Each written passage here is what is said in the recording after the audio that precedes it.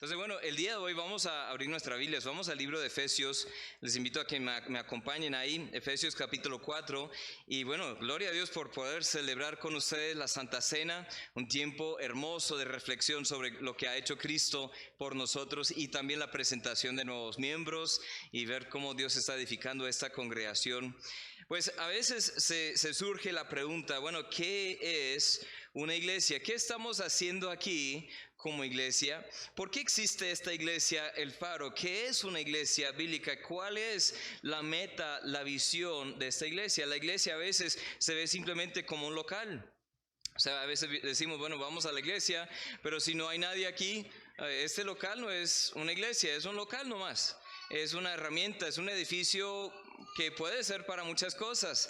Aquí desde hace más de 7 años la iglesia del Faro se reúne acá. Comenzamos cuando iniciamos la iglesia en la 27 con 20, pues es decir, la vuelta a la manzana, pero ese local duramos un año y luego pasamos para acá en agosto del 2015 fue, creo que fue, pero este local antes de ser una iglesia era como creo que fue confección de ropa y otras cosas. El local no es la iglesia, pero a veces pensamos en la iglesia como eso. A veces la iglesia para nosotros se convierte en un club social. Ahí tenemos los amigos, pagamos una membresía y recibimos ciertos beneficios, ¿cierto? A veces vemos la iglesia como un evento. Yo creo que la tendencia para muchos de nosotros, la iglesia es, digamos, la reunión del domingo a las 10:30 de la mañana, que va hasta mediodía, 12:30, si hay mucha unción, bueno, no sé. No, es decir, que a veces solo ahí en la iglesia, el evento donde vamos a recibir palabra, vamos a adorar y luego vamos para las casas. Y la iglesia solo es ese horario, pero tampoco es así. A veces vemos la iglesia como un negocio. El mundo ve la iglesia como un negocio y con algunas, entre comillas, iglesias, con razón, porque sí son negocios. Alguien dice, bueno, voy a montar una iglesia, hagámonos socios, tú pones una plata, yo pongo una plata, vamos a invertir en abrir iglesia y luego vamos a miti, todas las ofrendas, pero tampoco debe ser así, ¿cierto? El mundo a veces ve la iglesia como eso, el gobierno ve la iglesia como eso, pero en la Biblia no es un negocio, no es tampoco una plataforma para simplemente expresar opiniones de uno, o tener a políticos, o tener eventos así seculares, no. La iglesia es mucho más que todo eso. ¿Qué es una iglesia? Pues hace más de 2 años aquí en El Faro hicimos un estudio sobre las metáforas de una iglesia bíblica. Pues no tengo todas acá, pero por ejemplo, somos una familia. Esa familia es marcada por afecto fraternal. Somos un cuerpo y ese cuerpo es marcado por la unidad. Somos una esposa de Cristo, somos la esposa de Cristo y esa iglesia como esposa es marcada por amor y honra hacia la iglesia. Somos un rebaño marcado por cuidado. Somos un templo marcado por santidad. Somos un pueblo marcado por comunidad. Somos un edificio, no en el sentido de local, material, sino nosotros mismos somos partes de un edificio de Dios. Somos como ladrillos en ese mismo edificio marcado por firmeza, porque el fundamento es Cristo. Somos una labranza de Dios marcada por fruto que producimos espiritualmente. Somos una fortaleza marcada por integridad doctrinal y somos una embajada marcada por nuestro testimonio en el mundo. La iglesia es todo esto y más. La clave aquí hay que entender, vamos a estudiar Efesios 4 en un momento, pero que somos iglesia. Somos iglesia y no hay nada en el mundo que es semejante a una iglesia que sigue los principios de la palabra. La iglesia es de Jesucristo y procuramos hacer las cosas como Él quiere. La iglesia no es del pastor Félix, ni del pastor Aarón, ni de los otros líderes. Somos miembros de la iglesia, somos servidores en la iglesia, pero la iglesia tiene una cabeza y Él se llama Jesucristo. Amén. Y nosotros siempre deberíamos hacer caso a la cabeza de la iglesia, que es Jesucristo, y Él expresa cuál es su propósito. En el contexto aquí de Efesios, vemos que la primera mitad de esta carta, los primeros 3 capítulos, se trata de la doctrina, especialmente de nuestra salvación. Vemos cómo Jesús hizo la obra para redimirnos de los pecados, para que seamos aceptos en Él, en el amado, y habiendo oído y creído, somos sellados con la salvación, con el Espíritu Santo. Y la segunda parte se enfoca en la aplicación, sobre cómo llevar a cabo la vida cristiana. Y saben que es imposible ser un cristiano obediente y fiel sin estar conectado en una iglesia local. Imposible. Uno puede ser salvo sin realmente ser miembro de la iglesia, puede entender y escuchar y creer el evangelio, pero realmente para llevar a cabo la vida cristiana necesitamos los unos a los otros, amén. Necesitamos los unos a los otros más de lo que entendemos. Entonces vamos a ver lo que dice en Efesios 4, del 11 al 16, sobre este tema de que somos iglesia. Dice, y Él mismo, hablando de Cristo, Él mismo constituyó a unos apóstoles, a otros profetas, a otros evangelistas, a otros pastores y maestros, a fin de perfeccionar a los santos para la obra del ministerio, para la edificación del cuerpo de Cristo, hasta que todos lleguemos a la unidad de la fe y del conocimiento del Hijo de Dios, a un varón perfecto, a la medida de la estatura de la plenitud de Cristo, para que ya no seamos niños fluctuantes, llevados por doquiera de todo viento de doctrina, por estratagema de hombres que para engañar emplean con astucia las artimañas del error, sino que siguiendo la verdad, en amor, crezcamos en todo en aquel que es la cabeza, esto es Cristo, de quien todo el cuerpo, bien concertado y unido entre sí por todas las coyunturas, se ayudan mutuamente. Según la actividad propia de cada miembro, recibe su crecimiento para ir edificándose en amor. Vamos a orar. Nuestro Padre, te damos infinitas gracias y alabanzas porque tú has sido muy bueno. Gracias, como cantamos en esa canción, Cristo, gracias porque éramos tus enemigos y ahora estamos sentados en tu mesa. Nos has invitado a estar en comunión contigo y esa comunión también permite que estemos en comunión los unos con los otros. Yo te pido, Señor, que en esta iglesia El Faro que siga creciendo, no solo numéricamente, no solo en su estabilidad financiera, no solamente en sus planes y proyectos, sino que crezcan también en el amor, en la unidad, en el conocimiento, en la gracia, que seamos una iglesia como tú quieres que seamos, Señor, porque tú, Señor Jesús, eres nuestro líder, eres nuestra cabeza. Que, Señor, todo se haga para tu gloria, en tu nombre te lo pido. Amén. Hay varios temas que vemos en este texto, varios puntos que vemos contundentemente en estos versículos que leímos sobre la iglesia. Somos una iglesia y por ende nosotros debemos hacer caso a estas instrucciones. Primeramente, edifiquémonos los unos a los otros. Somos iglesia, entonces edifiquémonos los unos a los otros. Dice en el versículo 11, Él mismo constituyó a estos líderes, apóstoles, profetas, evangelistas y otros pastores y maestros. ¿A fin de qué? ¿A fin de qué? De perfeccionar a los santos para la obra del ministerio. ¿Y para qué?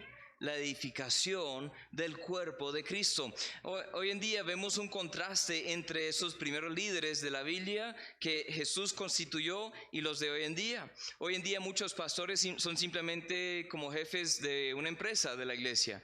Son como los dueños de una empresa y organizan todo y de una forma muy interesante. Y pues, o a veces son buenos oradores para dar una charla muy bonita, o a veces son esto, aquello.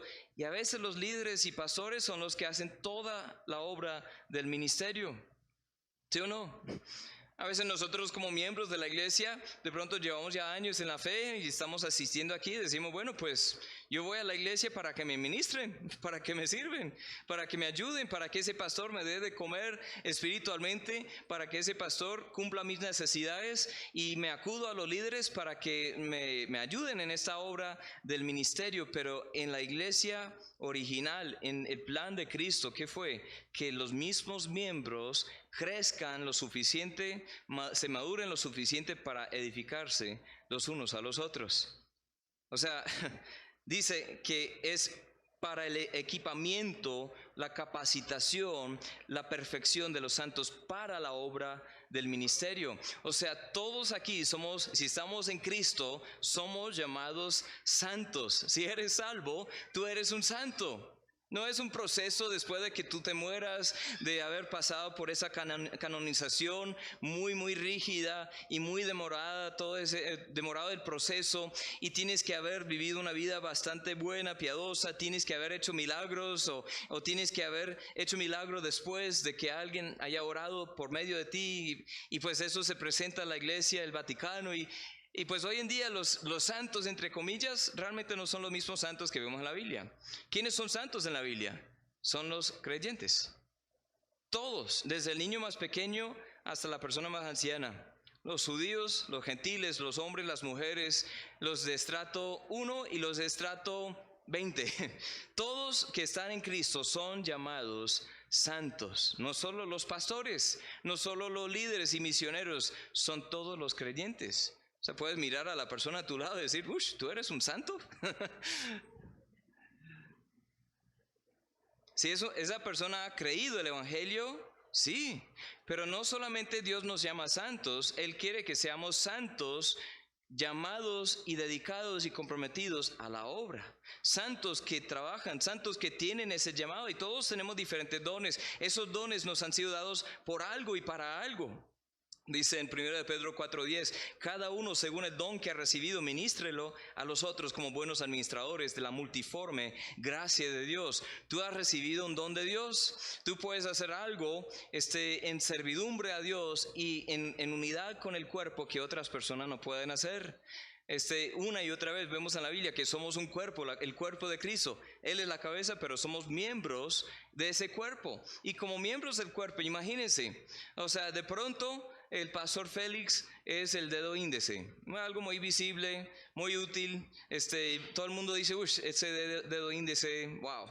Oh, pues de pronto la uña, no sé, el gordo, el dedo gordo, el gordo soy yo. Es algo de pastores, ¿no? No sé, o padres más bien. Yo me casé de una vez. Pero la verdad, hermanos, es que imagínense si todo un cuerpo fuera hecho por dedos índices. O sea, saliendo por todas partes como un monstruo. Entra aquí por la puerta, 1000 dedos índices ahí, exactamente iguales entre sí. Eso se vería muy raro. Sería espantoso. Y no sería realmente muy funcional para operar en esta vida. Una iglesia, una y otra vez vemos eso en la Biblia, que tiene diferentes miembros y cada miembro tiene un rol. Cada parte del cuerpo de Cristo tiene una función. Si tú eres salvo y si tú eres especialmente miembro de esta congregación, tú tienes un papel importante que nadie más debería y podría hacer en tu lugar. A veces el cuerpo pasa por enfermedades. Y cuando el cuerpo pasa por accidentes, enfermedades, ¿qué hace el resto del cuerpo? Bueno, tiene que suplir un poco lo que hace falta. Eso es lo que hacemos nosotros.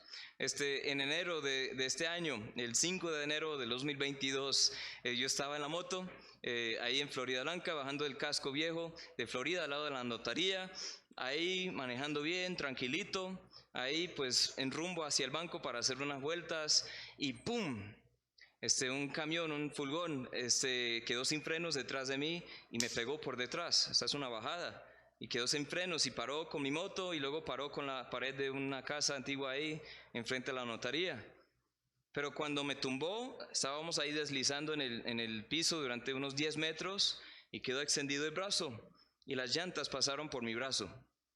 Y yo quedé con fracturas.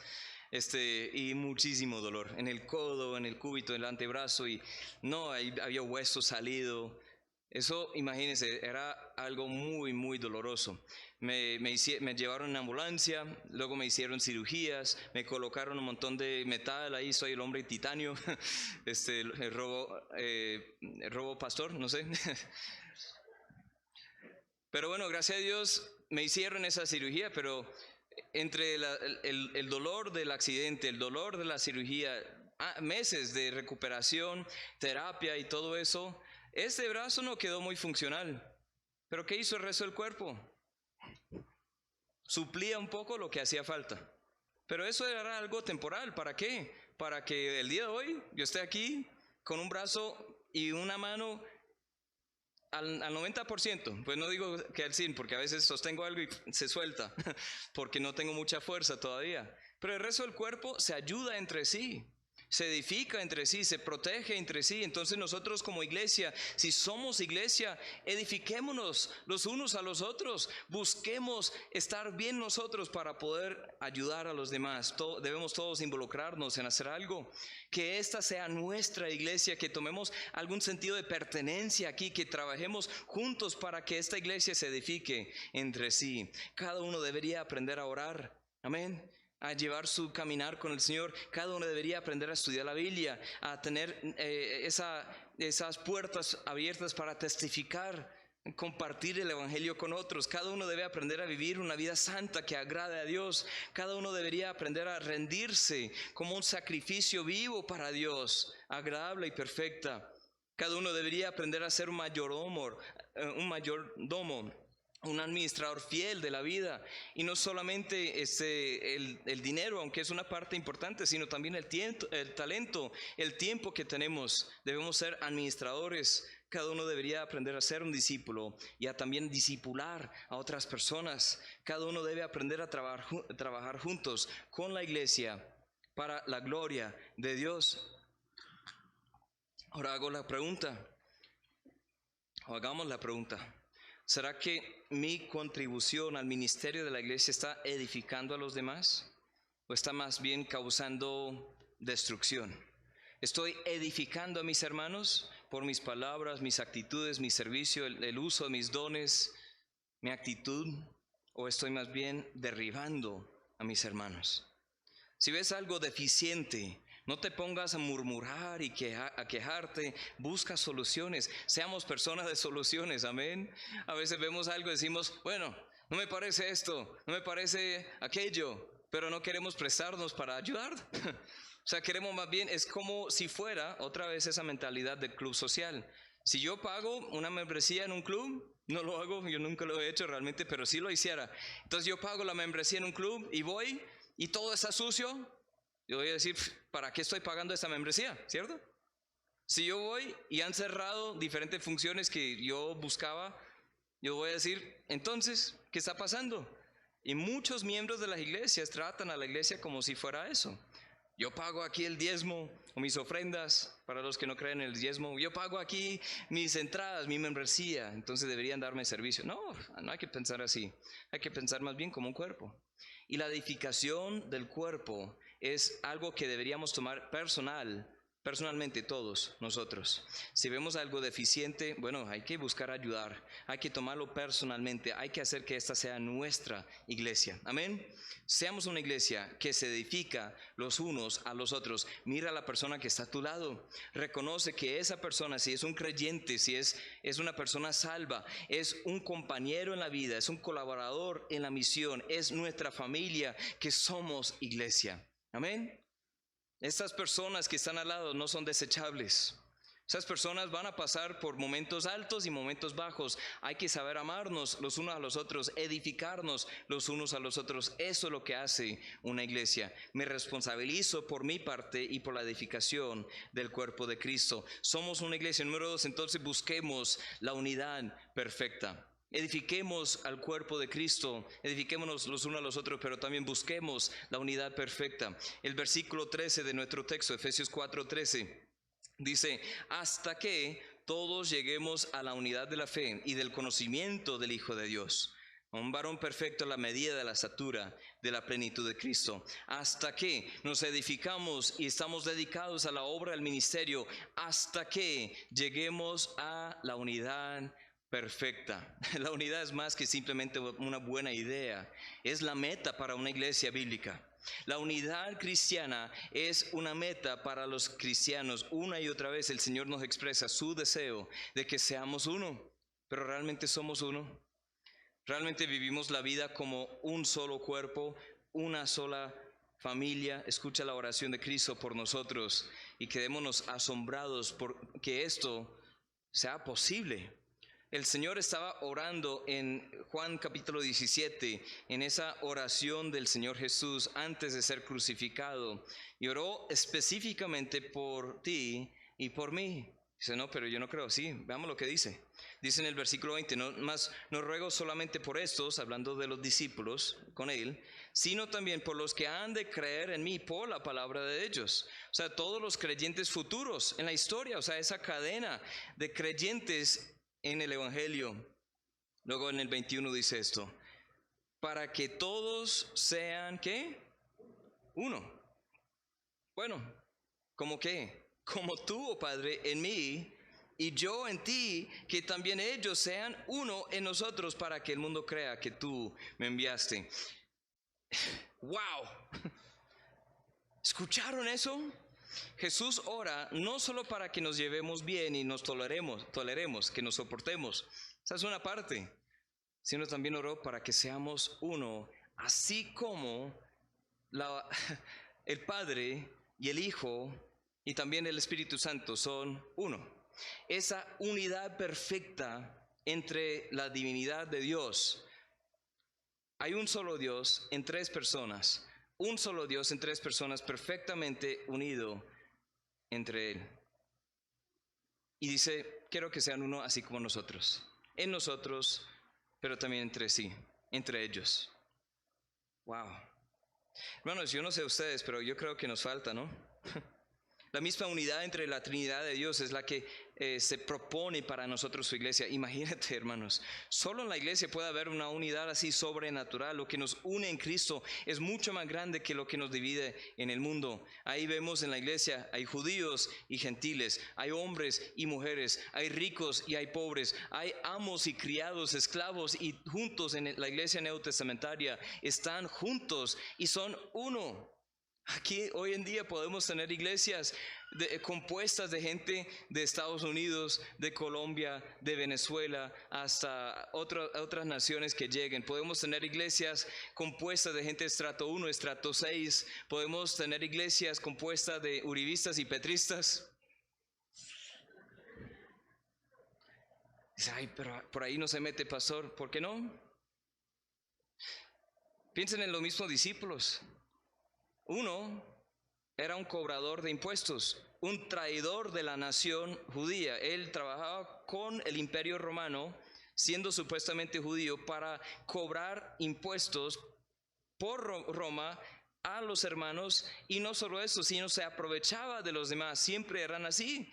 Era una de las profesiones más corruptas que había, y todos los judíos miraban a los publicanos, los cobradores de impuestos, con ojos ojos malos, o sea, porque eran los traidores, los amantes de Roma y los aborrecedores de todo lo que es el pueblo de Dios. Y por el otro lado, hay Simón el Celote, uno de los 12 discípulos, que era un guerrillero judío intentando tumbar el Imperio Romano.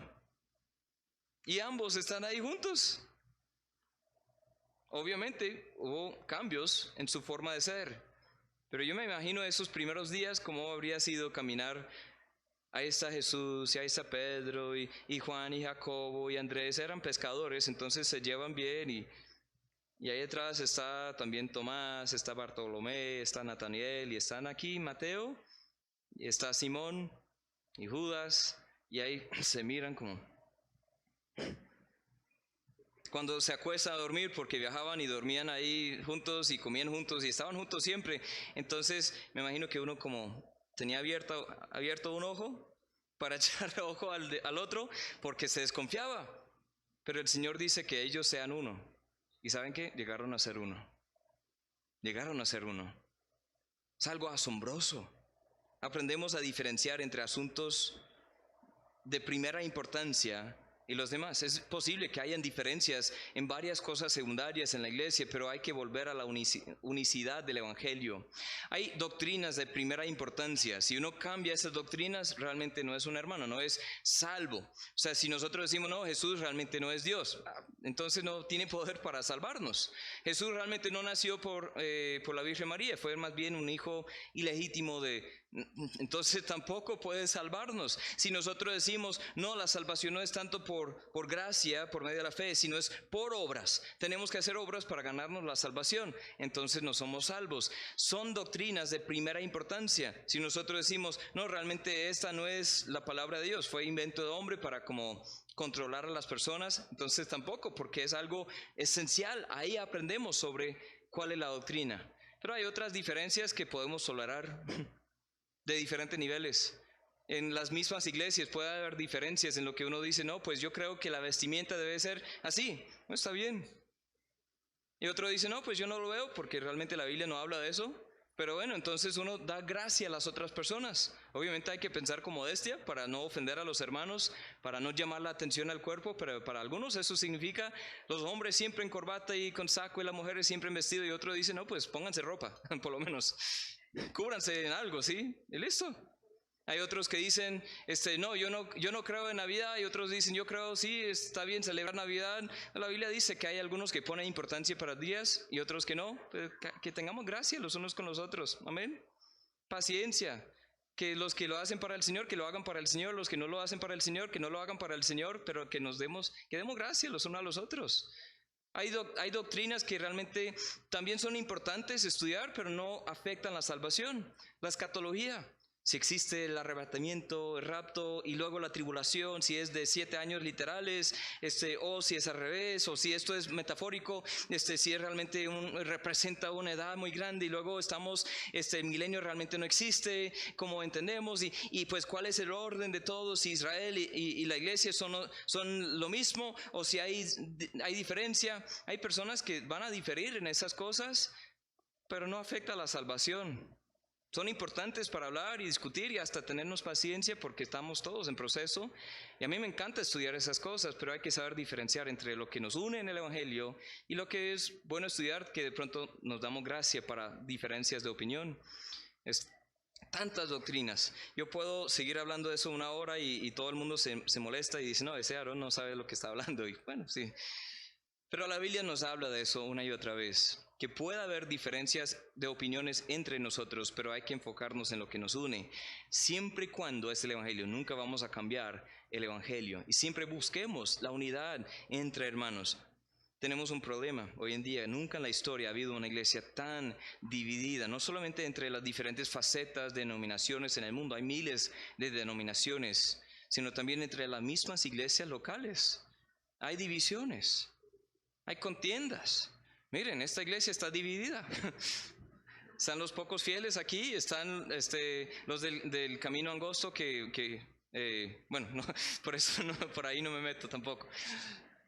Es decir, que en la misma iglesia puede haber personas que uno dice, no me cae bien esa persona, voy a evitar todo contacto con esa persona porque siempre que hablamos, pues no sé, me causa rabia y me molesta y en la misma iglesia puede haber divisiones. No debe ser así, hermano.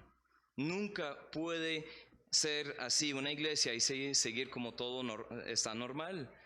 Esa división es un problema grave. La división, el desacuerdo entre hermanos es señal también, si eso persiste, que el Espíritu Santo probablemente ni siquiera está en nosotros. Si nosotros tenemos un espíritu de división, siempre pues causando contiendas, divisiones entre hermanos, es señal de que probablemente no hemos conocido la salvación, porque los cristianos no nos comportamos así, amén. Puede que uno caiga, diga, bueno, pues presta más atención a la carne que al espíritu, porque sí hay una guerra entre nosotros, pero si el patrón de tu vida es siempre de contiendas y divisiones y discusiones y todo eso, la Biblia dice una y otra vez, probablemente no ha entendido el Evangelio. Sí, es un proceso. Pero si no estamos avanzando en ese proceso y no hay evidencia que somos realmente salvos, no hemos logrado la meta hasta que todos lleguemos a la unidad de la fe y del conocimiento del Hijo de Dios. Eso es lo que dice en Efesios 4. Hasta que lleguemos a esa unidad. Pregúntate, ¿estoy procurando la unidad entre mis hermanos o soy causa más bien de división? Ahora mismo, pregúntate, ¿estoy procurando la unidad entre los hermanos? ¿Soy un pacificador? ¿Soy uno que une a los hermanos o soy uno que divide a los hermanos?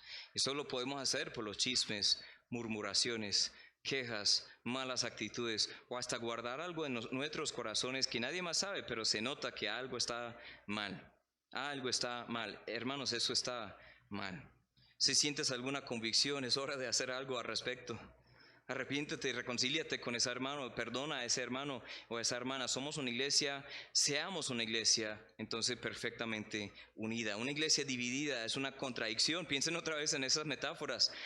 Un cuerpo dividido. Si yo tengo un cuerpo aquí todo unido y de pronto tengo problemas y estoy en terapia, si estoy creciendo y a veces me machuco el dedo y bueno, a veces sí el cuerpo está enfermo pero está unido, ¿sí? Por lo menos. Pero si aquí entra un brazo y luego después entra un pie y luego después entra ahí la rodilla aquí del codo y pues por todas partes está disperso todo, ese no es un cuerpo, eso es un masacre. O sea, ¿qué pasó aquí? La iglesia no debe ser así, es una contradicción, una iglesia dividida. Un edificio que no está unido entre sí con los ladrillos sobre el fundamento y bien concertado y unido entre sí. ¿Qué pasa si un edificio no es así, sino en pedazos? Eso ya no es un edificio, ¿qué es? Son escombros. Y muchas veces vivimos amontando escombros por este lado y el otro lado y el otro lado. Decimos, bueno, ahí tenemos una iglesia. Y somos esos ladrillos que debemos estar entre nosotros unidos sobre el fundamento que es Cristo. Bueno, hay tantas cosas que podemos hablar, pero sigamos adelante, hermanos. Seamos una iglesia que nos edifica los unos a los otros. Seamos una iglesia unida entre sí. Y número 3, seamos más como Cristo. Somos iglesia, entonces seamos más y más y más como Cristo. El versículo 13 de nuestro texto dice: hasta que todos lleguemos a la unidad de la fe y del conocimiento del Hijo de Dios. Un varón perfecto a la medida de la estatura de la plenitud de Cristo. ¿Qué dice ahí? Sí, hay que ser unidos, hay que buscar la unidad, pero vamos a conocer más y más a Cristo. Y entre más conozcamos a Cristo, más querremos ser como Él. Amén. Más seremos como Él. ¿Hacia dónde vamos? Como iglesia, ¿hacia dónde vamos? La meta de esta iglesia no es simplemente ser una iglesia grande, de tener un local de miles de personas y tener todo lujoso y tener aire acondicionado, aunque no sería malo, tener esta y otra cosa y tener lujos y tener sillas más cómodas y estar disfrutando el local de esta iglesia para que no suframos tanto cuando vamos, especialmente los que están ahí con el calor del techo. La meta de la iglesia, ¿qué es? No es en que todo el mundo conozca que hay una iglesia, el Faro, ahí en San Alonso, de sana doctrina. La meta de la iglesia es que lleguemos a la estatura de Cristo, de la plenitud de Cristo, que seamos más como Cristo, que reflejemos su amor, su luz a este mundo. ¿Estamos llegando a ser más como Él o menos como Él? En tu vida cristiana, de pronto tú llevas un año, de pronto tú llevas ya 10 años como creyente, de pronto tú llevas una semana aquí y pues ya creíste, pero estás apenas comenzando. Gloria a Dios por eso. Pero ¿hacia dónde vas? En cualquier circunstancia, pregúntate, ¿qué haría Cristo en esta situación? ¿Qué hizo Cristo en estas situaciones? Y examínate a ver si estás portándote así como Él se portaba. La Biblia dice que Él nos dejó un ejemplo para que sigamos en sus pisadas. Amén. Entre más tiempo se pasa con alguien, más llega a ser como esa persona. Mi esposa y yo nos reímos de eso muchas veces. Llevamos casi 14 años de casados, disfrutando mucho ese tiempo. Han sido años a veces muy difíciles, años retantes, especialmente los últimos 3. Muchas pruebas, tribulaciones, problemas, cosas que han estirado nuestra fe, pero realmente nos han traído más juntos. Pero a veces nos reímos porque al inicio, cuando comenzábamos a conocernos y todo, ella me haría una pregunta que tendría una respuesta muy, muy simple. 1, 2 palabras, 5, 10 palabras por mucho. Yo comenzaría a contarle una historia, a responder la pregunta con una historia larga. Ella diría, entonces, y luego digo, ¿qué preguntaste? Nos reímos de eso. Hace días, la semana pasada, antes de venirme acá, como el día anterior, yo estaba preguntándole algo a mi esposa y comenzó a contar una historia. Eso nunca hacía antes, pero contó una historia y estaba hablando de eso, el otro. Y dije, mi esposa, entonces, ¿la respuesta qué es? ¿Sí o no? O sea, ¿quieres comer pastas? Fue una pregunta así de sencilla y comenzó a contarle, bueno, ¿qué pasa? Entre más tiempo uno pasa con alguien, más aprende de esa persona, más comienza a imitar a esa persona, a reflejar el carácter de esa persona. Entre más tiempo pasamos con Cristo, más deberíamos ser marcados por su carácter, por su forma de pensar. Segundo de Corintios 3:18 dice, por tanto nosotros todos, mirando a cara descubierta como un espejo la gloria del Señor, somos transformados de gloria en gloria, en la misma imagen, como por el Espíritu del Señor. ¿Qué hacemos? Miramos a Él como en un espejo Es decir, que no vemos todo como Él es, pero vemos una parte. Y entre más miramos, entre más nos fijamos en Él, más y más y más comenzamos a ser como Él. Así debe ser, hermanos. Primera de Juan 3, 1 al 3 dice: mirar cuál amor nos ha dado el Padre, para que seamos llamados hijos de Dios. Por esto el mundo no nos conoce, porque no le conoció a Él. Amados, ahora somos hijos de Dios. Ahora. Y aún no se ha manifestado lo que hemos de ser, pero sabemos que cuando Él se manifieste, seremos semejante a Él, porque le veremos tal como Él es. Y todo aquel que tiene esta esperanza en Él se purifica a sí mismo, así como Él es puro. ¿Qué dice ahí? Somos hijos de Dios. ¡Wow! ¡Qué maravilla!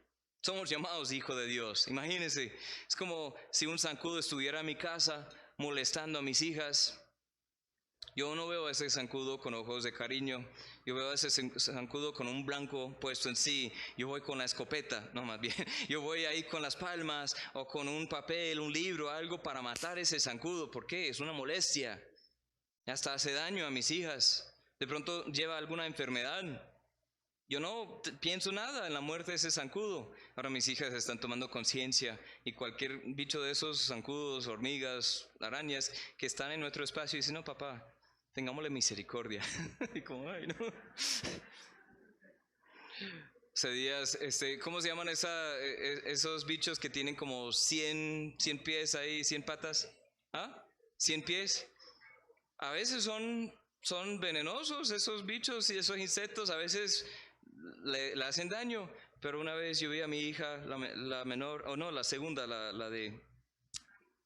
no la segunda, sino la tercera. Aris tiene 7 años. Las confundo. Bueno, mentira. Pero ella tenía uno en su mano y dijo: se llama Bob. Bob vivirá conmigo. Aquí le tengo su casita.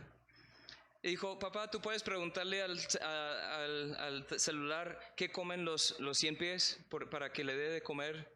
Y como yo estoy pensando, cuando no está mirando, ¡ups! Bob se murió. Se perdió.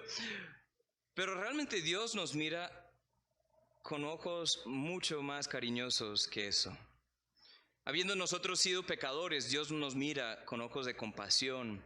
Y Dios, en lugar de juzgarnos, de derramar sobre nosotros su ira, o en mi caso, aplastar un zancudo, Dios dice: no, ahora le voy a adoptar en mi familia, ahora será un heredero.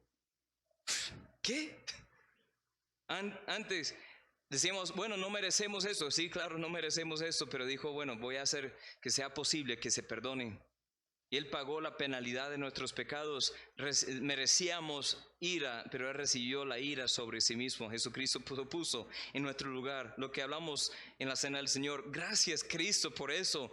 Porque ahora siendo un enemigo, antes siendo un enemigo, ahora estoy sentado a la mesa del Señor.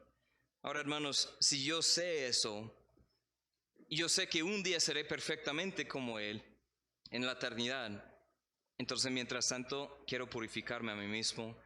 Quiero, por el poder del Espíritu Santo, como dice ahí, quiero ser más y más y más como Él. La pasión de Cristo, quiero que sea mi pasión. La pureza de Cristo, quiero que sea mi pureza. La perspectiva de Cristo, quiero que sea mi perspectiva en toda situación. El propósito de Cristo, quiero que llegue a ser mi propósito, mi identidad.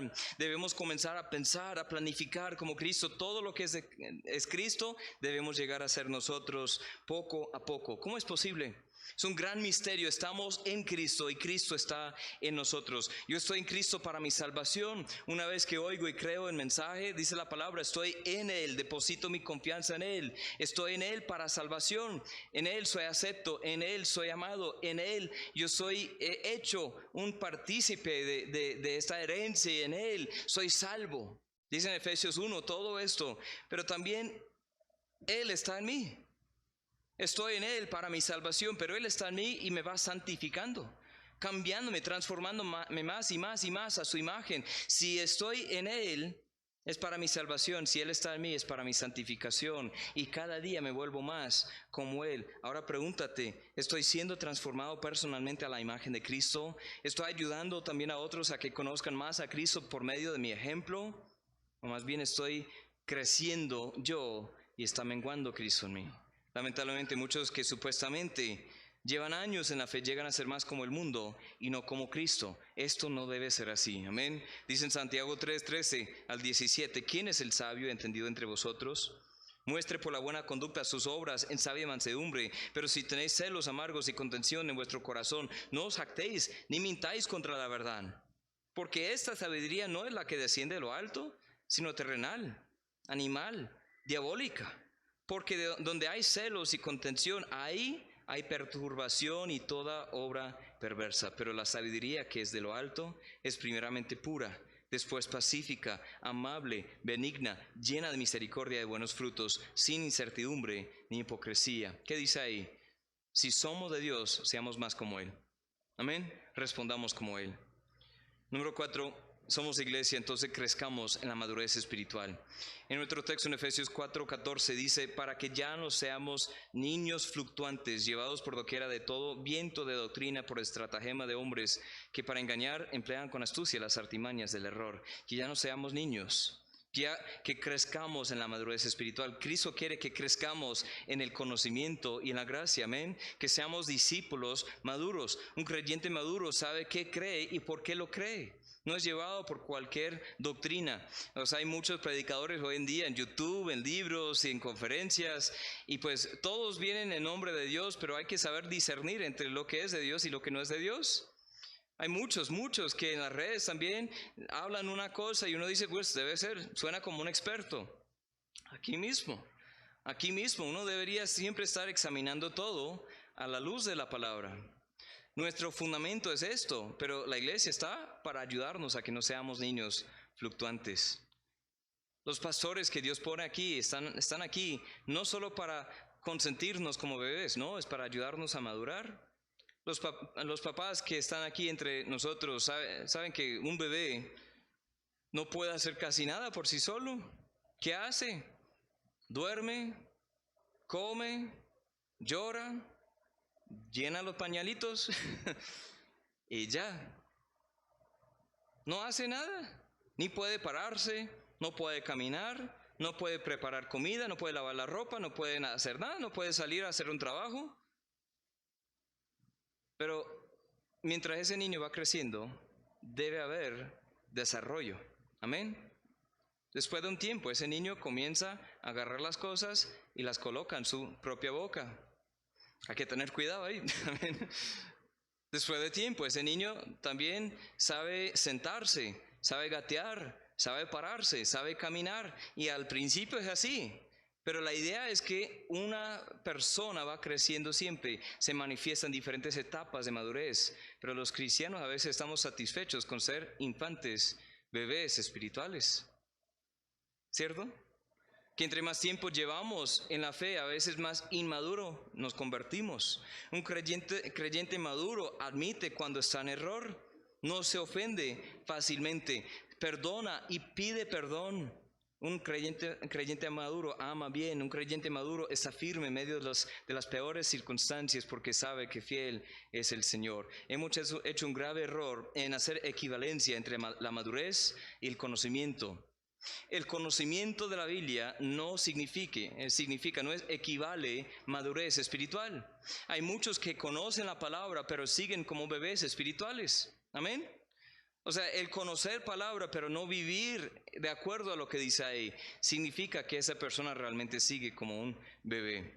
La madurez espiritual es llegar a ser más como Cristo. Eso lo hablamos en el punto pasado, porque todo va de la mano. No hagamos ese error. Debe haber un cambio gradual pero visible. Entre más me madure, seré más lleno de humildad, no de soberbia, de jactancia. Entre más me madure, seré más consciente de mi propia necesidad de la gracia de Dios y estaré más dispuesto a extender esa gracia a las otras personas. Una persona que supuestamente es madura en la fe y es siempre contenciosa, siempre es una persona altiva, una persona soberbia, realmente no es una persona madura. Aunque conozca toda la Biblia. Porque la madurez siempre nos lleva a ser más humildes, no más soberbios. Entre más me madure, el fruto del Espíritu será más evidente en mi vida. Haré morir las obras de la carne, porque hay una guerra en nosotros. ¿Quién va a ganar? Anoten ahí ese texto en Gálatas 5, 16 al 26, porque hay un contraste entre las obras de la carne y el fruto del Espíritu. Hace poco, yo creo que fue al principio de este año, el año pasado, estudiaron esto de Gálatas. Y vieron durante tiempo el fruto del Espíritu en contraste con las obras de la carne. Quisiera que anoten ese pasaje y hoy en la tarde o ahorita vean, hagan de pronto una lista con columnas, una columna por un lado diciendo, bueno, obra de la carne es esto y esto y esto y esto, y por otro lado, obra del Espíritu es esto y esto y esto, y toma inventario. A ver cuál se evidencia más en ti, y si es más por la obra de la carne, entonces tienes que aprender, bueno, despiértate, a aprender a caminar, a andar en el Espíritu, porque Él es el que produce el fruto del Espíritu. Tengamos cuidado con la falsa madurez. Si preguntamos a los corintios en la Biblia, ellos se creían muy maduros, pero escucha lo que dice Pablo en esta exhortación, y luego examinémonos a ver si hay algo de esta verdad en nosotros también. Dice en 1 Corintios 3, 1 al 3, de manera que yo, hermanos, no puedo hablaros como a espirituales, sino a carnales, como a niños en Cristo. Os di a beber leche y no vianda, porque aún no erais capaces, ni sois capaces todavía, porque aún sois carnales. Pues habiendo entre vosotros celos, contiendas y disensiones, ¿no sois carnales y andáis como hombres? Existen muchos cristianos que persisten en la infancia espiritual. Pregúntate, ¿me comporto con madurez? ¿Soy buena influencia para los bebés espirituales que me rodean, los que están nuevos en la fe? ¿Estoy seguro de lo que creo? ¿Ayuda a los otros a que también estén firmes? Seamos una iglesia que crece en la madurez espiritual. La quinta cosa, la última para hoy, sigamos la verdad en amor. Somos la iglesia, entonces sigamos la verdad en amor. Versículos 15 y 16 de nuestro texto. Dice, sino que siguiendo la verdad en amor, crezcamos en todo en aquel que es la cabeza, esto es Cristo, de quien todo el cuerpo, bien concertado y unido entre sí por todas las coyunturas que se ayudan mutuamente según la actividad propia de cada miembro, recibe su crecimiento para ir edificándose en amor. Realmente bajo este punto vemos que se resume todo lo que es la iglesia, todo lo que hemos hablado anteriormente se resume en esto: seguir la verdad en amor. La verdad y el amor van de la mano. Si yo conozco la verdad, voy a amar. Si amo, voy a hablar y buscaré la verdad. O sea, yo no puedo separar eso. Hay personas que dicen, no, pues yo soy más de verdad. Yo digo la verdad y pues recíbala quien quiera y quien pueda, pero sin mucha gracia. Y dicen, reprenden, exhorten, pero no hay amor. Y hay otros aquí que dicen, no, pues yo prefiero no hablar tanto la verdad, yo solo voy a amar. Pero eso no es amar tampoco. Las dos cosas tienen que ir de la mano. Las dos cosas tienen que ir juntas. ¿Por qué? La verdad y el amor son inseparables. La verdad sin amor es una mentira. Sé honesto, ¿amas a tus hermanos en la fe? Hasta esa persona difícil. Tú sabes a quién me estoy refiriendo. Todos conocemos a personas difíciles, ¿no? Difíciles de amar. ¿Amamos hasta esa persona? Ojo, si tú no estás creciendo en el amor, es probable que no eres salvo. Lucas 11:42, Cristo habla a los fariseos, dice, mas ay de vosotros fariseos que diezmáis la menta, la ruda, toda hortaliza, hasta las plantas estaban, las hierbas estaban diezmando, y pasáis por alto la justicia y el amor de Dios. Eso era necesario hacer sin dejar aquello. O sea, hacían tantas cosas en nombre de la religión, en la tradición. Le dijo, pues no había ni amor. Nos enfocamos tanto en nuestras tradiciones, hasta de la teología, la sana doctrina, que hemos dejado por un lado lo más importante de todo. Escuchen lo que dice ahí Cristo sobre este amor. Dice en Juan 13:34, un mandamiento nuevo os doy, que os améis unos a otros, como yo os he amado, que también os améis unos a otros. ¿Escucharon eso? Es un mandamiento de Cristo, amarnos los unos a los otros, no simplemente cuando conviene, no, amarnos como Él nos ama. 35, dicen, esto conocerán todos, que sois mis discípulos si tuvierais amor los unos con los otros. No es amar en palabras solamente, es hablar en verdad. Si yo amo en verdad, el mundo se dará cuenta, hay algo diferente. Este amor ágape, el amor sobrenatural, el amor perfecto, el amor continuo, el amor que se compromete sin condiciones, ese amor hacia Dios y hacia las demás personas es la marca que el Espíritu Santo está en mí, porque su amor ha sido derramado en mi corazón. ¿Amas así? Si yo no tengo amor, ¿qué me sirve todo lo que hago para el Señor? Dice Pablo de esta forma en 1 Corintios 13, 1. Si yo hablase lenguas humanas y angélicas y no tengo amor, vengo a ser como metal que resuena o címbalo que retiñe. Es decir, el hablar sin amor en cualquier idioma, todas las lenguas humanas, los idiomas humanos, hasta angelicales. Si yo puedo hablar todo, hablar con habilidad, ser un buen orador, hablar el mensaje correcto y hablar con todos los diferentes idiomas, pero si yo hablo sin amor, es una bulla que molesta. Es ese perro que ladra toda la noche de los vecinos, o de pronto el perro es tuyo, no sé. Son esos vecinos que prenden música a full volumen, con equipos muy grandes y potentes, en una noche que el siguiente día tienes que ir a trabajar en la madrugada y como toda la noche, y ahí la casa tiembla y todo. Es esa bulla que a veces molesta. Y el mundo escucha lo que decimos, pero cuando no ve amor en nosotros, escucha simplemente bulla que molesta. También dice en el 2, si tuviese profecía, tendiese todos los misterios y toda ciencia, y tuviese toda la fe, de tal manera que trasladase los montes, y no tengo amor, nada soy. Son cosas para gente muy espiritual. La espiritualidad sin amor es una vanidad vacía. Es algo completamente sin valor. Sin valor. Es algo vacío. Si yo me comporto como una persona muy allegada, muy madura, pero no amo, entonces dice, nada soy. Sería como tener un número, tachar ahí, pues decir en la hoja un número 1, y luego al lado colocar un 0. Aumenta el valor, ¿no? Y 0, y 0, y 0, y 0. Uno puede llegar a 1000, 1.000.000, 1.000 millones, o 1 billón, y luego 1 trillón, y 1 cuatrillón, y 1 quintilión, y 1 sextilión, y 1 septilión, y 1 octalión. No sé qué sigue eso, pero bueno, son números muy grandes y yo no puedo comprender ni siquiera qué tan grandes son esos números. Pero si borramos el 1, ¿con qué nos deja? Ceros. Así la espiritualidad, si yo soy la persona más espiritual, con más conocimiento y hago la obra de Dios, pero no amo, es nada, no vale nada. Y luego dice en el 3, si repartiese todos mis bienes para dar de comer a los pobres, si entregase mi cuerpo para ser quemado y no tengo amor, de nada me sirve. El sacrificio sin amor es un dolor sin valor. De nada me sirve, de nada me sirve. Dar todo lo que tengo para la obra, para los pobres, para lo que sea, y hasta morir por la causa, si yo no amo. La Biblia dice en Efesios 4, en ese texto que leímos, que somos una iglesia.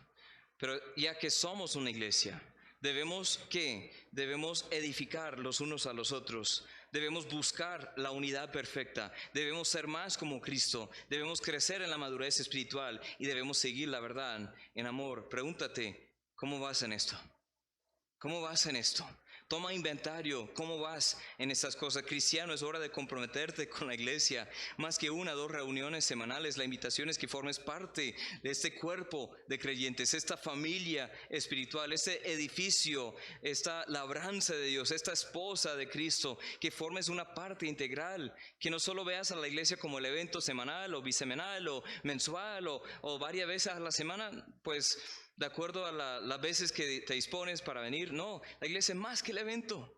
La iglesia es esa comunión entre hermanos. La iglesia es conocer a los hermanos y orar por los hermanos y ayudar a los hermanos, exhortar a los hermanos y dejar también que te exhorten, dejar también que te ayuden, dejar también que estén ahí contigo en tus momentos más difíciles. La iglesia es mucho más que simplemente recibir algunos beneficios hasta que ya no nos sirve más. La iglesia es nuestro cuerpo, nuestra familia.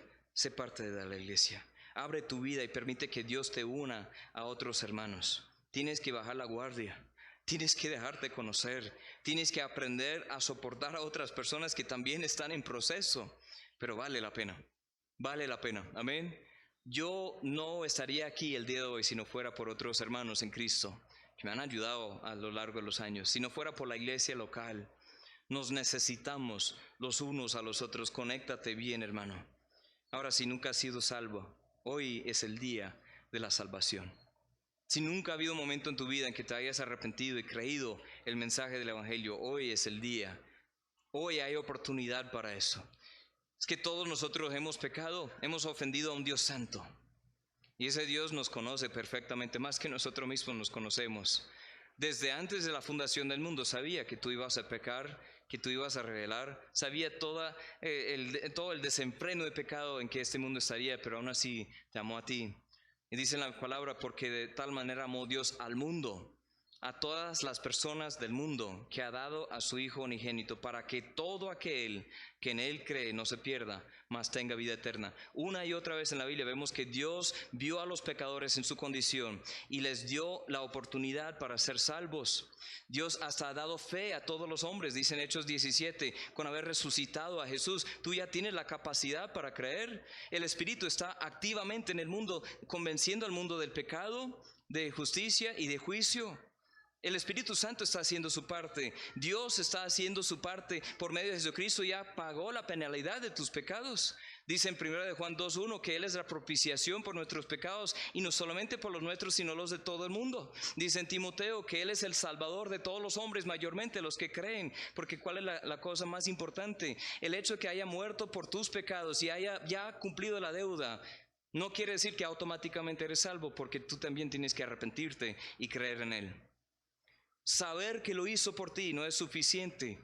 Es como si el médico te dijera, estás muriendo, tienes una enfermedad muy grave, y si no haces nada, entonces ya en un mes estás muerto, pero aquí hay un medicamento y con una sola pastilla tú tomas eso, no van a cobrar nada, porque el que inventó eso dijo que quería que todo el mundo tuviera acceso a esto, entonces ahí está, aquí te lo doy, entonces solo tienes que tomar esto una vez y ya estás sano.